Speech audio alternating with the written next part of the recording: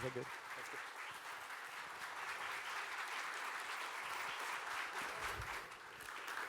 Tomorrow marks the 53rd anniversary of Dr. Martin Luther King's famous speech, "I Have a Dream." And Dr. King passionately persuades us that the battle against racism is not over. Watch this clip as you listen to him use short, meaningful stories to convince America that we can raise up to his vision of a united brotherhood. I have a dream that one day on the red hills of Georgia, the sons of former slaves and the sons of former slave owners will be able to sit down together at the table of brotherhood. I have a dream that one day, even the state of Mississippi, a state sweltering with the heat of injustice, sweltering with the heat of oppression, will be transformed into an oasis of freedom and justice. I have a dream that my 4 little children will one day live in a nation where they will not be judged by the color of their skin, but by the content of their character. I have a dream today. So it never ceases to move me when I hear that. That speech gave locomotion to the Civil Rights Act that happened the year after, and it shined the light of shame on prejudice and racism in America. And now why is that important to us today? Every day, we're all trying to persuade others. And as we persuade others, we've learned a few things. In fact, I love this story, or this quote by Dr. Kevin Wildenhaus, a behavioral scientist, where he says, all communication is an attempt to persuade. And it's true. Think about it. Eat your broccoli, call your mother, or, honey, I've been thinking. We're always trying to communicate with others. And one of the things that we've learned throughout this is that in communication, facts tell, but stories sell. Stories put a warm face on an otherwise cold and lifeless solution. A story is the first step of humanizing any idea. Now, what is a story? And why are stories so powerful? Well, it all goes back to looking out for number one. It's how a story helps us in our decision making. When our ears perk up when we hear a story about a fellow employee that gets yelled at by the boss. We listen partly because of our train wreck curiosity, but then also largely because of the thought that their story could be my story. We tell and hear stories every day. But when you think about it, what is a story? What is the DNA of a story? Well, it comes down to 3 ingredients, and they are a hero on some kind of a mission, but with conflict in the way. Here's some examples. A grandmother struggles to get custody of her 6-year-old granddaughter because her daughter has a drug addiction. A young husband struggles to convince his wife that they need marriage counseling, but she doesn't think she needs it, just her husband.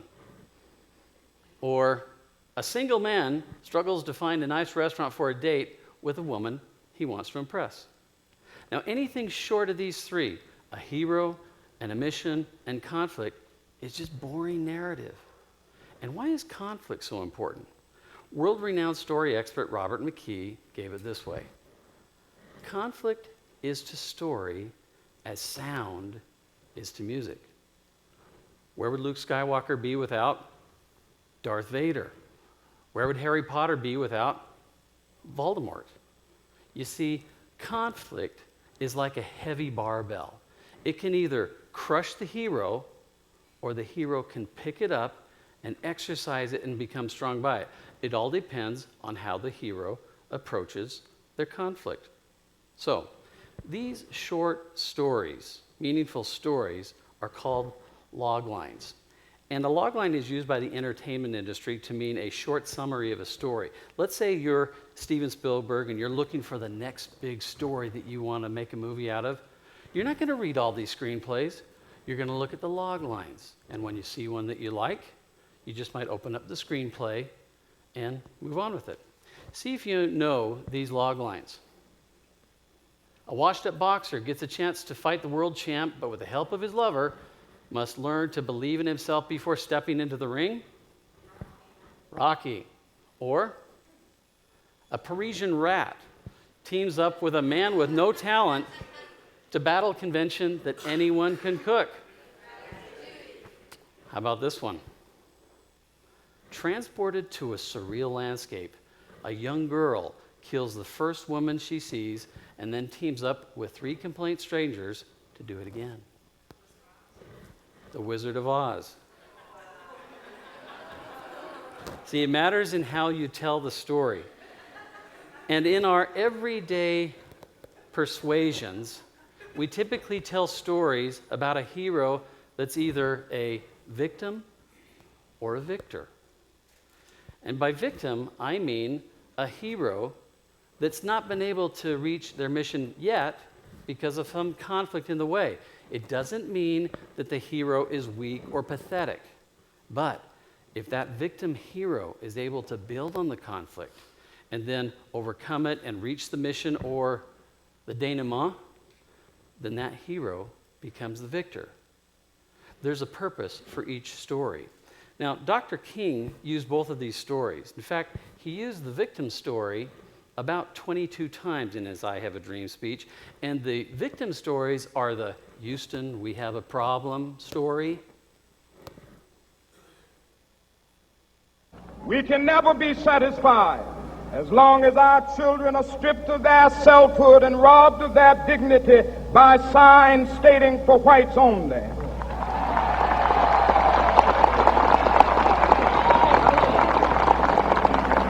We cannot be satisfied as long as a Negro in Mississippi cannot vote and a Negro in New York believes he has nothing for which to vote. Yeah. So, these stories constituted just 1/3 of all the stories that he gave. And he used them to wake up America to the problem of racism. But he also used victor stories. And victor stories are all about we have a solution to the problem. Here are just two of the victor stories. I have a dream that one day on the red hills of Georgia, the sons of former slaves and the sons of former slave owners will be able to sit down together at the table of brotherhood. I have a dream that my 4 little children will one day live in a nation where they will not be judged by the color of their skin, but by the content of their character. I have a dream today. He used victor loglines 45 times in his talk, which constituted 2/3 of all of his stories. We are inspired and lifted up by Dr. King because he was brave enough to take America down to its victim loglines and then weave us in and out of pain and hope and pain and hope and pain and hope until he was able to raise us up and we were free at last. Not long ago, my wife and I were chatting with her parents and her brother about planning a family reunion, and I suggested that a fun activity might be zip lining. Then from out of almost nowhere, my mother-in-law started to tell this horrific story of someone that had been hurt on a zip line. I'll spare you her gory details, but that someone dies. There was an awkward silence at the table. See, she just delivered a masterful victim logline. Grandmas are good for that. I tried to rebut it with a victor logline of a church group that used a zip line, but my story also had somebody dying in the end. And you see, whoever tells the best story wins. So we're not going to be doing the zip lining at our family reunion. Now, these short log lines play such a critical role in the stories we use to persuade ourselves. Earlier on, I told you about a grandmother who wanted custody of her granddaughter because her daughter had a drug addiction. Well, this story is very real to my wife. And each character in the story has a log line that fuels their action or their inaction. First, there was the dad. His log line was, I need to find myself, but I can't keep a job, and I don't have a purpose. He was never able to overcome that story, and he ultimately took his life. The mom, her log line was, I want to raise my daughter, but I can't get control of my life. And she lived out of the back of a car for years with this little girl, and ultimately she lost her to foster care, and now the mother's in prison. Then there's the little girl. Her log line was, I am hungry, and I want to learn how to read, but I don't know where to go. This was her normal. She didn't know if it would get any better. Then enter the grandma. And grandma recognized this victim log line, and she built on it with a victor log line, which was, I screwed up my daughter's life. She didn't use those words, but I will get custody of my granddaughter and raise her despite her mother's drug addiction. Day by day, she worked with the granddaughter and a dedicated teacher for 5 years. Then there was the teacher. Now the teacher, she also had a log line. She recognized the victim log line, and she also offered a victor log line that was, I will help this little girl, give her the tools she needs to be successful in life despite her family's dysfunctional upbringing. Last spring, this little girl graduated from elementary school, healthy and proficient in all of her subjects, especially reading. The teacher, my wife, took this picture, and it sits on her desk in a frame with the words, Why I Teach. So, in conclusion, what are our takeaways? Well, first, look for the best stories in all the others that you work with. And remember that these short, meaningful stories will humanize and magnify your power to persuade life's fellow travelers. But be brave enough to start with yourself. What are your victim log lines? What are your victor log lines?